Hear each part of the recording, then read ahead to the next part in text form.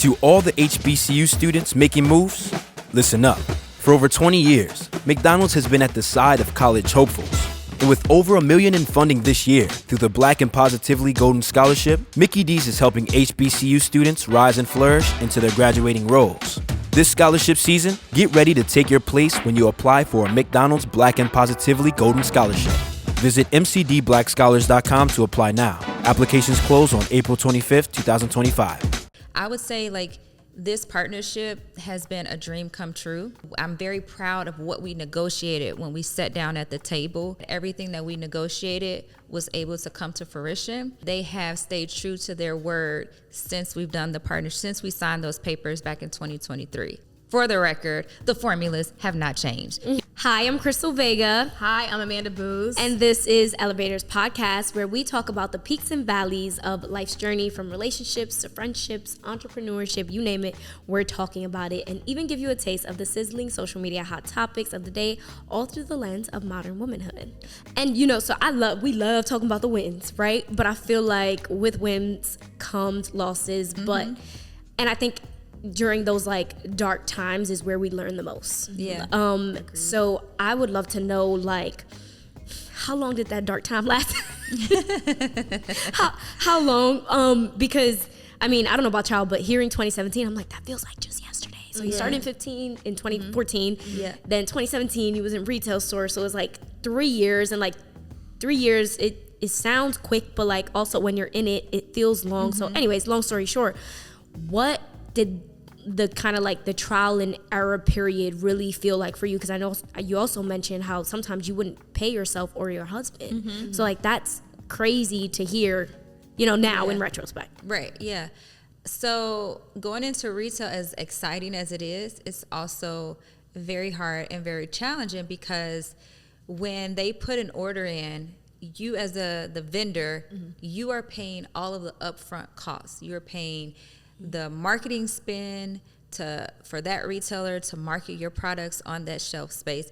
You're paying your own internal company's marketing spend, and then you're also upfronting the money for the inventory, the raw materials, all of that stuff to invest to create the product to go into their shelves, and then you wait for your payment, right? So if your company is not in a position where you are financially stable or sound, sometimes some retailers can take 3 months, some can take 6 months to pay you for that first initial pipeline order. Now, there are ways around it. You can work with a distributor. The distributor can place the PO, right? And the distributor can then pay you in 10, 20 days, and then they'll wait for the retailer to pay them because they have, capital to sit on. But sometimes even 10, 20 days is a long time, especially when you're trying to replenish inventory. So I'm saying all that to say that being in the retail space and not having the right staff and people, we did not have the right type of accountings when we were first in initial stages growing, who understood the retail landscape and understood how to manage our books. So we had a bad accountant. We were in retail spending lots of money in marketing to help grow the brand and spending money for the retailer to market our brand in their stores. And what we realized is that our accountant was booking it's called trade spend. What we were spending in trade spend with the retailer and our internal marketing was kind of together. So it looked like we had more money to spend in trade spending when we really didn't, because she was booking it all together. So we were spending money we didn't have. Yeah. Wow. So you were spending one way versus splitting it in two different ways. Okay. Yeah. So we got caught up, and at one point we were $2 million in the hole. Wow. So that was a very dark time. Yeah. And not knowing if we were going to be able to come out of that hole.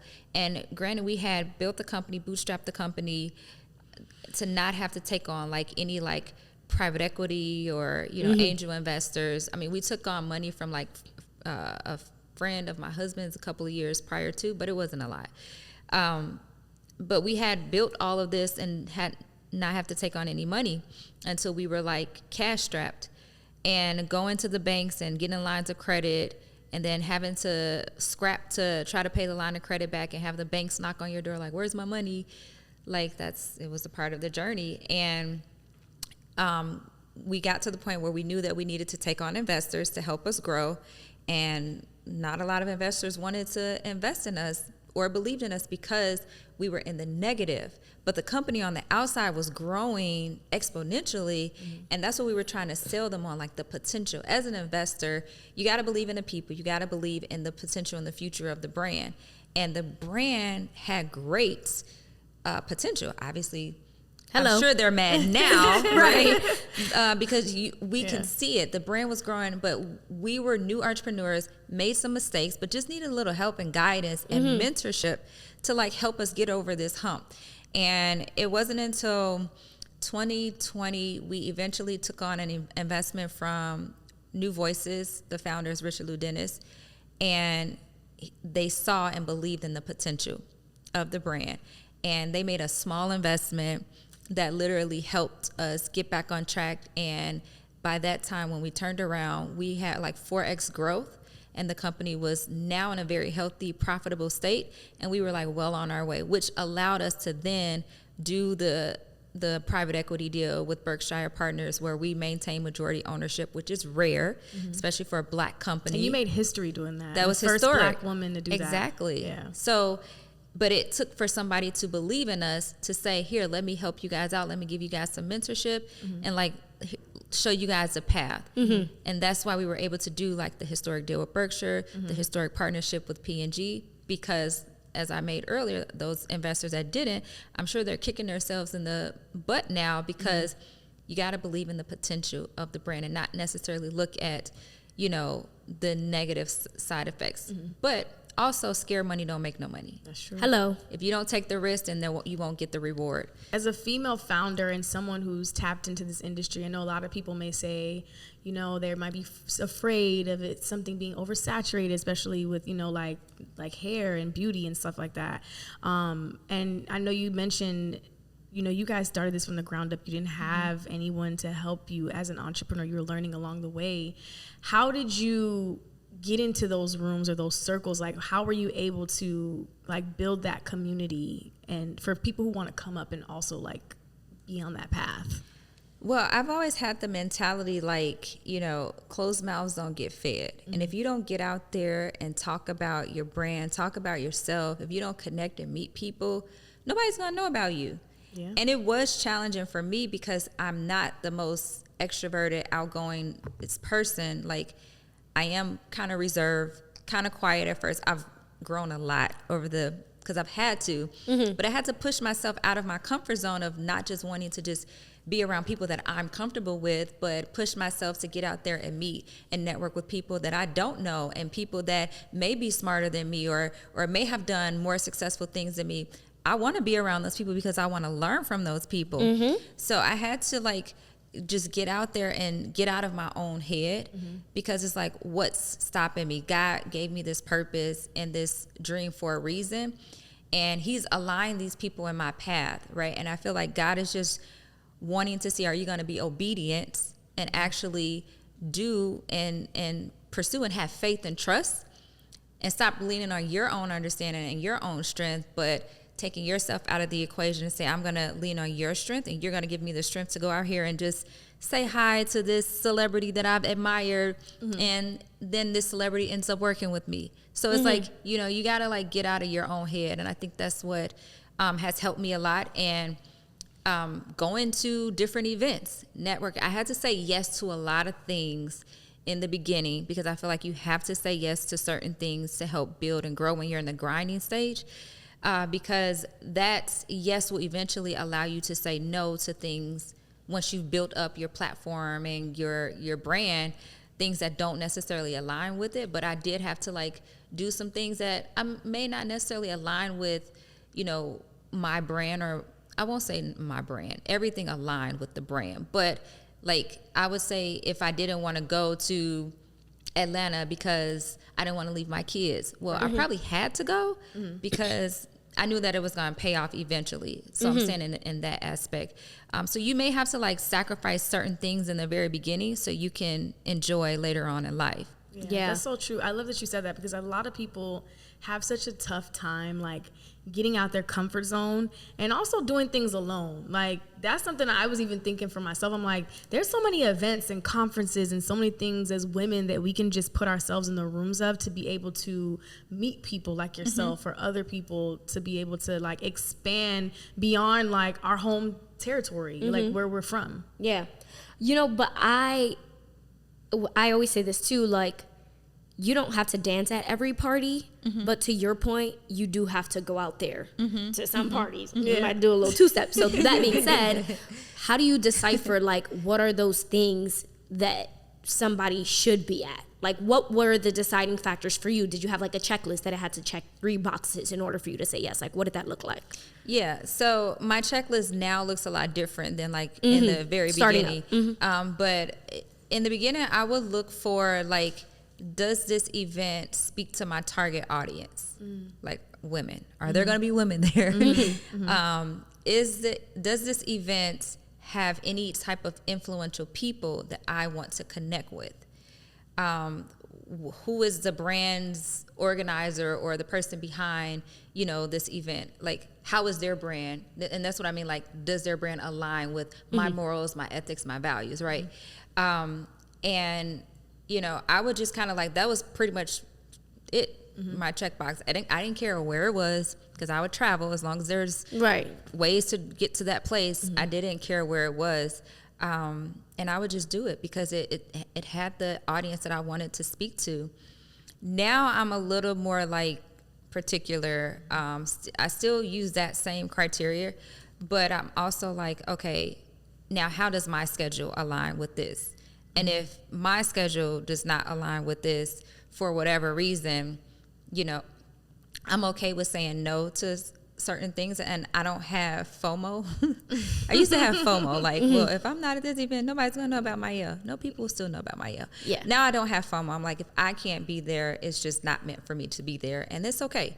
And I just feel like, what's for you is not gonna pass you. The doors that God opens is not gonna. If you are meant to be there, you are going to be there. So I kind of just go with the flow, and I'm more so focused on like alignment. Does it flow? Does it align? Is it forced? If it's forced, then I don't want to be a part of it. So. Yeah. So what was it like selling your company? Like, was it a scary time for you? Because to your point, sometimes we don't always come out of those kind of situations as people of color successful. Sometimes like we sign a bunch of stuff away that we're like, dang, shouldn't have done this, shouldn't have done that. So like, what was that period like for you? I would say it was not scary. I was very excited because this was always a dream of mine. And I knew that I had a really solid hard rock team that was guiding us in the right direction. And I not only outside of like my team that was helping guide us, but I had mentors that were involved that had been down this path before and had seen deals like this, and was just basically like just guiding us through the entire process of like what to do, what not to do, how to make the right decisions. And I would say, having that was extremely important for me and my husband, because I know the ones that have gone before me probably didn't have that and probably had to make some type of mistakes and errors for somebody like me to learn from. And that's all that the we as generations do. Like, we're opening the doors and we're sharing our stories and mentorship to the next generation so they can learn from my mistakes. And I'm probably sure I've made mistakes too, but I would say like this partnership has been a dream come true. And I'm very proud of what we negotiated when we sat down at the table. And I can say that everything that we negotiated was able to come to fruition. And they have stayed true to their word since we've done the partnership, since we signed those papers back in 2023. And more importantly, for the record, the formulas have not changed. If you've listened to the Elevators podcast for a while, you know how important acceptance is when it comes to personal growth. And you know who else is big on acceptance? Discover. You see, Discover is accepted at 99% of places that take credit cards nationwide. That's a whole lot of places and a whole lot of acceptance, which is great for Discover, but even better for you. Based on the February 2024 Nielsen report, learn more at discover.com/credit card. And more importantly, for the record, the formulas have not changed because that was a part of our deal. Like, we did not want to change anything when we partnered with P&G. And as much as people like want to like put that negative narrative on my story, it's not my story. And so I'm very proud to be able to sit here and say that everything that we negotiated, we were able to have because of like the great guidance that we have during the process. I'm so glad you said that, because I feel like when you reach a certain level of success, people are always going to try to nitpick and pry and try to break things down to their level of and understanding. make up their own stories. Yeah, make up their own stories. So I think, especially since we have you on here, would love to hear like how you felt about the backlash. You know, just like what did that do for you, or emotionally, like how did you feel? Because you literally put your blood, sweat, and tears into this, and to be able to sell it is such a beautiful blessing that so many entrepreneurs aspire to. For me, I'm like, I can't understand how y'all trying to break this down. Like, you know what I mean? So like, how has that affected you, or how did you deal with that? Yeah, so when we sold and we got like negative backlash, I really didn't pay attention to it. I kind of ignored it. It really did not bother me because I knew that this was purposeful. And so I journal a lot. And I don't journal every day, but when God speaks to me and I get thoughts and I need to do a brain dump and like empty my thoughts, I have a conversation with God, I will go write down things, and I will write down things as he speaks to me. And before we even like entered into the deal with P&G, before we even started having conversations with them, I wrote in my journal that Mielle will be acquired by P&G. Had no idea. When was this? When did you write it? This was in the summer. So we did the deal in this was 21. We started having conversations with them in 22, like the summer of 2022, and had no idea that they would even be in the process, because there were other strategic partners that were in the running as well. To all the HBCU students making moves, listen up. For over 20 years, McDonald's has been at the side of college hopefuls. And with over $1 million in funding this year through the Black and Positively Golden Scholarship, Mickey D's is helping HBCU students rise and flourish into their graduating roles. This scholarship season, get ready to take your place when you apply for a McDonald's Black and Positively Golden Scholarship. Visit mcdblackscholars.com to apply now. Applications close on April 25th, 2025. And I forgot that I wrote it down because I had wrote it down in 2021. Right. And when we closed the deal, I went back in my closet because that's where I do all my praying and journaling. And I just happened to be going through my journal like after we closed the deal. Tell me why I'm going through my journal and I land on that page. That's where crazy. I wrote it Wow. down. That's crazy. And Wow. that was my confirmation that I was in alignment with God's purpose, because this was a conversation that me and God had a year prior to. And he's reminding, God will always confirm his word. And this was, for me, confirmation, like, you are on the right path. So I'm saying all that to say, I know my purpose and my path is where I'm supposed to be.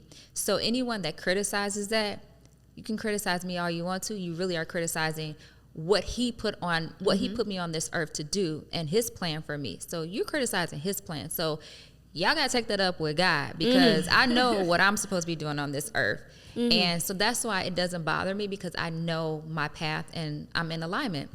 But what I would say, what stung the most was when I think a year or two, most recently, I'm sure you guys seen this, when people just attacked us out of nowhere. Like, it came out of nowhere. Like, this person made up these lies and just started this uproar of this conversation of false narratives about Mielle because we sold to P&G. This was a year and a half later after we did the deal, and now this person wants to come out of the woodworks and say because Mielle has sold to P&G, this is happening. Like, have no factual information, no credibility, no authority, but people just took it and ran with it because, to your point, like, people just want to see something negative happen to a brand that's so positive. So that, like, it stung a little bit, but after I got stung, I I had to put on my big girl panties and say, you know what? Listen, Yeah. I'm not about to fight these people, because the people who are believing this negative, they already had it made up in their mind that they want to believe something negative about me. So those not my people. Yeah. I can't focus on those people. All I can focus on is the people who do love and support Mielle. I can express that this video is false, it's not true, the formulas have not changed. I can put the facts out there, and if people choose to still believe ignorance, then ignorance is a choice. Yep. And that's the choice that you chose. So. Absolutely. And I think just in general, being a forward-facing founder is so hard. Yeah. Because, like, don't sneeze the wrong way. Right. They will be very Don't upset have with you. RBF. Yeah. Don't. Like, don't. they're gonna.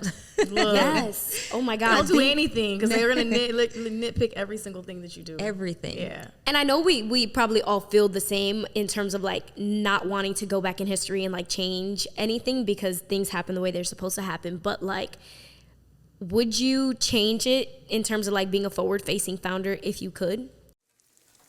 The Quarter Pounder with Cheese had many great things. Maple-flavored griddle cakes isn't one of them. McDonald's breakfast comes first. Ba-da-ba-ba-ba. I would say no, I would not. Me personally, I wouldn't change it. Now, would I tell my daughter differently? Would I tell you differently? I probably would give you different advice. But the time, and because it's all about timing. The time, the era that I launched was a lot different. The landscape was different than what it is now. I felt that I needed to be in the forefront because social media was new. People were like connecting and building and, you know, trusting people on social media. For that time and era that I started, yes. And I wouldn't change it. I would still be forward facing. But I would probably give you different advice. I would probably tell you to, yes, you may want to be included, but maybe not give people so much of you. Give them just enough, because I do feel like I've dialed back, and how much I used to put myself out there before is not the same now, because people can be mean, people can be cruel, and I'm only going to give you enough. If you want to attack that, then I know what I put out there for you to attack. So Yeah, and I think that when you're putting yourself out there, especially, you know, in the landscape where you are, you do have to have like thick skin and, you know, pour into yourself spiritually. Where do you find that? Like what fuels Monique? Like what gives you the inspiration you need to keep going and keep pushing? Like, where do you get that positivity from?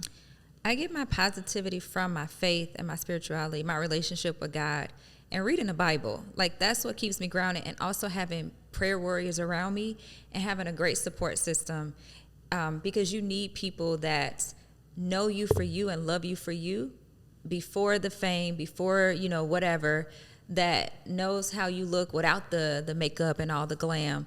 And that's going to, like, sit you down and tell you when you're wrong, tell you when you're right. And I don't like to be around yes people. I want people to tell me the real deal. Like, if I did do something that's wrong and I put something out there that I should have not put, that I shouldn't have put out there, somebody to tell me, like, girl, delete that. Like, take that down. Like, I want those type of people around me, because that's what keeps me grounded. That's what keeps me, like, you know, solid. And like, when people are attacking me, like, I know that those people don't know me from a can of paint. They think that they know me. And I know that if those people came across me on the streets or see me at Essence Fest or whatever, that same person that just attacked me on social media gonna come up and ask me, can they take a selfie with me, right? So it's not real, but people are just putting out their frustrations from whatever they may be dealing with and trying to make other people feel miserable and unhappy as well. But it's really not real. Like, nobody's gonna walk up to you and say, girl, I don't like your bob. Your bob is just, why you wear that today? Nobody's gonna do that. Right? But they'll do it on social media. So it's just like internet bullying. And behind the phone. Like, Sure. just like, I'm not gonna allow it to control me. no, you But can't. I love that you bring up how you keep people who keep you grounded around you and like not having yes men around you, because I think that's so important. I feel like that's the one mistake you could make that could really change like the trajectory of like the success that you have after. And my question for you is like, has selling your business changed any of the existing relationships you have, or how you make new relationships?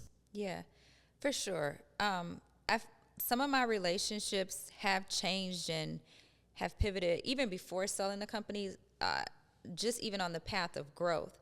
Because what happens is sometimes people that, like, let's say they knew Monique as a nurse, and Monique has evolved into this, amazing CEO.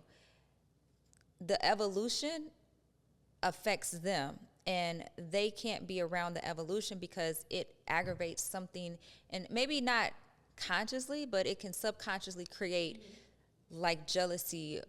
And I'm not saying that they mean to be jealous, but like it can come across that way in certain aspects.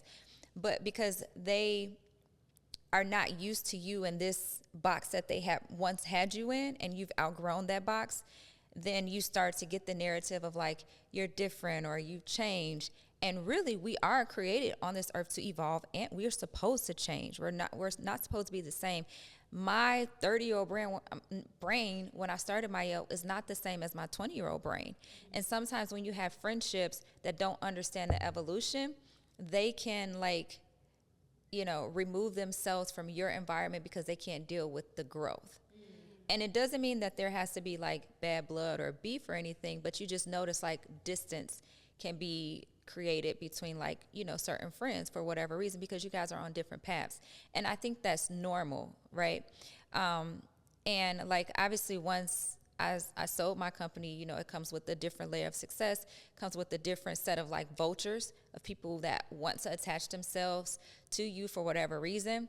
But I always just pray for discernment, and that's all I can rely on is just like, what is my gut telling me about this person's spirit? And I pray that God allows me to see a person's spirit and not see them in the flesh. And if they have a bad spirit, and if I sense something that is off about them, like I just ask God to just redirect me and just move me in a different, or I'll just remove myself from the situation, right? And do I always get it right? No. I think we have to go through like the bad apples to get to the good apples. So I do feel that like the people that I have gone through that were not necessarily good or had my best interest, I had to like meet and encounter those people to then learn what not to encounter as I move forward, and to also teach my kids, right, about different people that you encounter on this journey that only want to be around you for a specific reason. Because you got to be careful, because we do live in this society where people clout chase. People just want to be around because they think it looks good to take a picture on Instagram.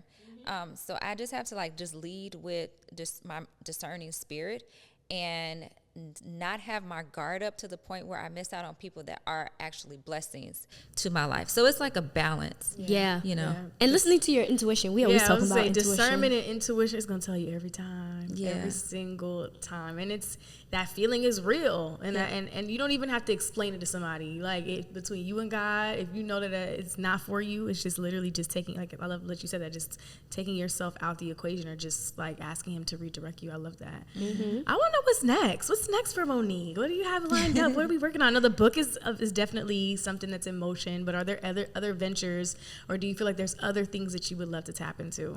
Yeah, so I'm really excited about the book. So that's like my big project right now. My husband, he's working on his podcast, The Blessed Code, so I'm going to be helping him just a little bit on that. Maybe making an appearance. Don't get crazy. Making an appearance here and there, yes. Shout out to Melvin. Yeah, shout out. He's Yes. great. And then, like, I'm focused on, like, my family. My kids are in different chapters. One's in high school, one's in college. And just really, like, setting them up for their futures. And I'm pretty sure my oldest, she's going to eventually want to start a brand. So, I'll be there for her. And just helping to pour my wisdom and advice and knowledge into other aspiring entrepreneurs, as my schedule permits. It's something that Melvin and I are also passionate about. And I don't know, maybe I'll start a brand one day again. I don't know. Maybe exciting. Not. How has it been building this with Melvin? I know you guys are super close. I know that's your best friend. Yeah, let's double down on shout outs to Melvin for standing by you. Building a brand this huge, this mega company with your partner and your best friend. It's been great. It's been rewarding. It's not been perfect. It's been great, but not perfect. Of course, we've had disagreements, arguments, like any other married couple. But what is great about us is like we were together before Mielle, we were friends before Mielle, and we're not going to let Mielle come in between like what we have, because what we have is special. And keeping God at the center and communicating is extremely important, and taking our egos out of it and having respect for each other's roles has been what has worked for us. And to see each other like evolve into like different phases and chapters in our lives, because we started dating when we were kids. I was 16, he was 17, 18. So to see how we have grown together and to like evolve in certain aspects of like, we remember when like he calls it eating syrup sandwiches, and you know, from that to now eating at 5-star, you know, like restaurants, like to grow together and to just enjoy this journey together has just been a great experience for us both. So that's like the rewarding part, and we've like built something together for our family, for our legacy, and you know, just to have that together has been so special, so rewarding, and he's been like such a great partner, because we also have different skill sets.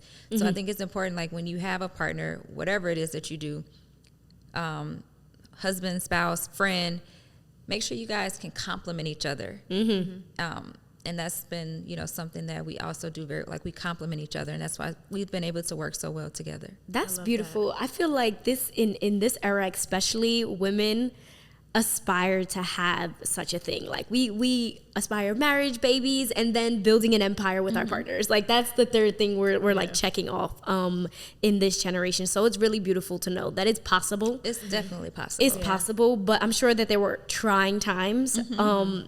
I guess kind of like, I know you mentioned that God was the glue between you guys during those times, but like, can you talk a little bit about like kind of like what that like looked like and how you guys kind of got through those trying times? Some people say like never go to sleep mad. Like what did that look like for you guys? Yeah, I wish I could say never go to sleep mad, but I've gone to sleep mad. I love the honesty. I love the honesty. When people say, I'm like, how do y'all do that? Because I'm going to sleep. We'll figure it out tomorrow, but tonight, I'm drained tonight. I don't want to talk about it no more. But I think for us is like just communicating like has been a big key. Like even if we are mad at each other, like if I'm not talking to him for like 2 days, like one of us is going to break the silence, and then we're going to have a conversation. Because I don't believe in talking when you are upset and mad, because you may say the wrong things and you're probably going to hurt each other's feelings. So if I'm still mad and I'm tired, I'm going to go to sleep. Yeah. And then we're going to wake up once we calm and have a calm conversation. That's what works for us. So to each his own, and like being able to just talk and express my feelings. And I think what's great about just being married is having a good partner that listens. Like even if he doesn't always get it right, that he's trying and he's listening to me is what matters. Because I have my little, you know, I'm sticklers about like certain things, and I'll express that to him, and he takes it into consideration, and he tries to work to like change it and make it better, because he does realize that, you know, sometimes my standards that I have now at 41 may not have been the same standards that I had at 30. Right. And he's like, okay, I'm still gonna like evolve to try to match what you want and what you desire, and vice versa. So you have to listen to each other's needs, you have to know each other's love language, and you have to communicate when things are not going so great. Like let's just sit down and talk about it once we're calm. Yeah, I love that. And I know we have a lot of like women who listen to this podcast, but we also have men too, girl, according to the statistics. So They want to get the tips. They want to get the tips too. And you know, this might be more of a question for your husband, but maybe you can answer for him. But like, what was that like for him supporting you through this and kind of like really being your backbone? And I wouldn't say if you were leading, because I don't know who like really led the situation, but you guys did it together and like just being your backbone as you grew Mielle. What was that like for him? Because I also feel like regardless of social media and what we have now, but like society in general have always made men feel like, no, you gotta lead, you gotta be at the forefront, you gotta do this. So to me, it's just beautiful to see that he, you know, like stood beside you and was like, yeah, let you shine. Like that's so beautiful to see. So what was that like for him, if you could answer? Yeah, that's a great question, and I hope that I'm answering this right for him, because we talk about this a lot. But one of my mentors told us that when you talk about I'm not sure who led, it was really both of us. My mentor told us, she's like, Mielle would not be what it is if it wasn't for you and if it wasn't for Melvin. It's not one more than the other, because you guys both contributed to make this brand successful. Melvin couldn't have done it without you. You couldn't have done it without him. Mm-hmm. And that is a true statement, because I do see the value of us being together and building this together. For him, I would say he enjoyed seeing me smile and pushing me out there, because he knew that I was uncomfortable, like being at the forefront. But every time that I would go out there and speak and do something that was not necessarily something that I wanted to do, like he would be the biggest cheerleader, like with the biggest smile on his face, like, yeah, my wife did it. So I think it like brought him like an extra level of joy just to see that.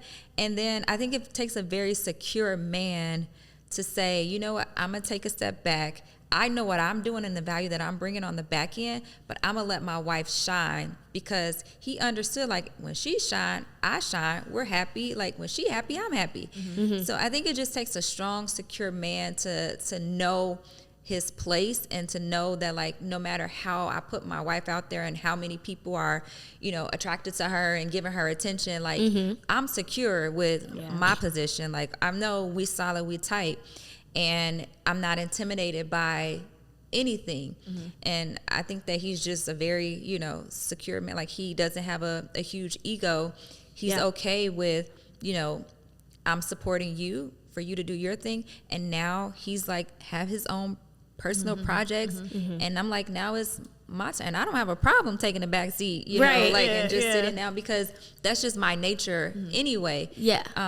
And so now I feel like it's my time to support him. I love that. Important. I love that too. And I think the value can look very different, especially like for men. So even if that looks like, and just in general, even if that looks like, you're making sure the house is tidy or the kids are getting where they need to go. Like, the gender roles, that's not a real thing. No. Like, the value is, like, if your man is taking care of the household and you outside, the one doing the hustling, it don't matter, because without both parties, the success would not be possible. So I love that you say that. And that's super important. I think that people set their own rules. I think that, how you were brought up, whatever, the roles were in your household don't have to be the roles that you take on in your family. I think whatever that looks like and whatever makes your partnership happy, that's what it is. Everybody don't have to agree. Everybody doesn't have to need to know. And that's exactly what it's going to be. Because everybody's different. Yeah. Like, what works for me, it may not work for someone else. And, vice versa.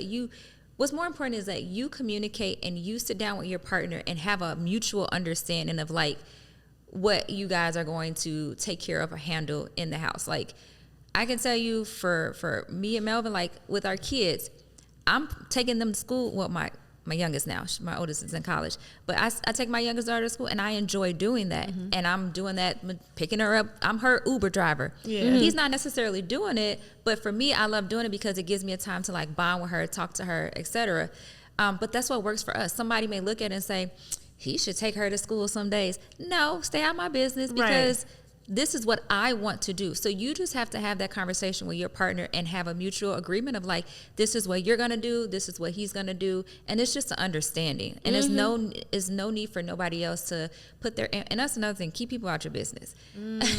Because you will have outside sources that never been married, didn't have a happy marriage, coming to give you advice, and their advice is null and void because they ain't even been in your situation. So true. Be careful with, like, who you let in. Don't take advice from people that you wouldn't want to learn from. Exactly. And listen, we will have you come give us advice all day, every day. Yes. And this has been, like, such an empowering conversation, and I'm so happy that we have been able to talk about just so much with you, and we have to get you back on again. But before we let you go, I want to know if you can, of course, we want to pour into some people who are tuning in that may have the aspirations of reaching the level of success that you have. What are some key things that you feel like people can be doing today, whether it's like 3 tips or just 3 things or anything that you can share to help someone get to that next level?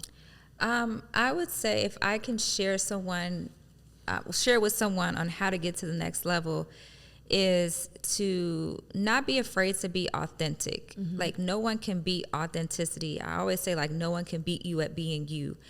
And don't worry about like what's everybody else on the outside is doing. Like, have tunnel vision, stay focused on your path, your journey, your story.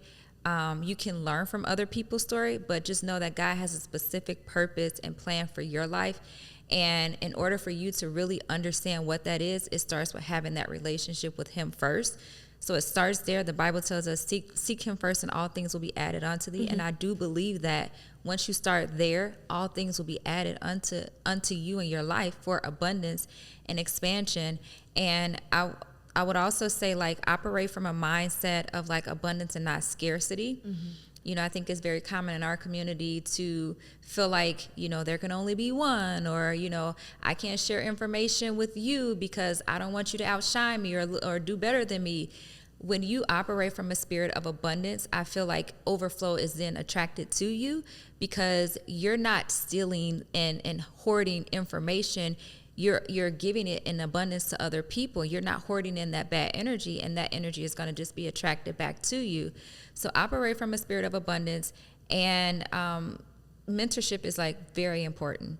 And mentorship doesn't necessarily have to be people you know and you have a relationship with. I didn't have any mentors, but I read a lot of stories. I listened to a lot of podcasts of people who did and accomplished what I was aspiring to do.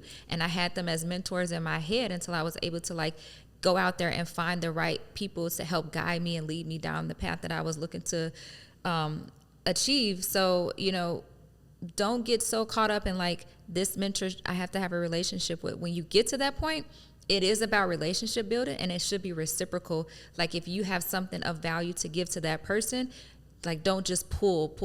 Like, make sure you can give something before they pour out into you. It should be a reciprocal relationship. So those are my 3 tips. No, this has been amazing. Monique, thank you so much for joining us here on Elevators. You are the epitome of an elevator Literally. yourself. Yes, more great. celebrations to come. Book celebrations Thank you. is next. I received that. Amen. Yes, we're gonna best-selling book. I receive it. Yes. New York Times best-selling, and we can't wait to support you here in Miami at your book tour stop. So it's been an honor to have you on the show, and we hope so many of you that have tuned in, listened, or watched are receiving so many gems from this episode, and we got to get you to come back again. Yeah. Let me know. Let's do We love it. We love it. I know you it. said you tried podcasts in the past, but we gonna work you back over here. Okay. I'll do it for you guys. Thank you. We appreciate it. So make sure you guys like, comment, subscribe, and we will talk to you soon. Yes. Bye. Bye, guys. Bye.